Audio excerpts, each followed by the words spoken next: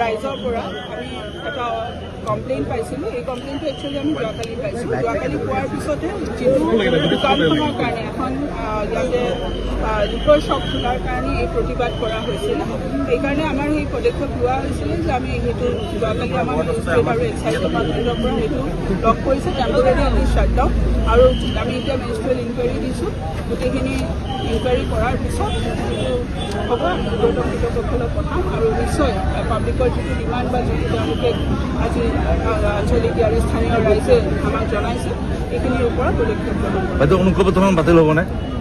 অনুজ্ঞাপত্ৰখন বাতিল হ'বনে? লাইচেন্সটো সেইটো এটা প্ৰচেছত হৈ আহিছে। চ' মই মিনিষ্ট্ৰিয়েল ইনকুৱাৰীটোৰ পিছত আমি উৰ্ধতম কৃতপক্ষক পঠাম, তেওঁলোকেও প্ৰচেছত সেই বস্তুটো কৰিব। সেইটো কাৰণে ইনভেষ্টিগেশ্যন সদ্যহতে বন্ধ থাকিব নেকি এতিয়া বন্ধ। কিমান দিনলৈকে থাকিব বাইদেউ? এইটো কিমান দিনলৈ আছে সেইটো অৰ্ডাৰটো ওলাম। সেইটো সদ্যহতে এতিয়া বন্ধ আছে, এতিয়া টেম্পৰেৰী আমি ক্ল'জ কৰিম।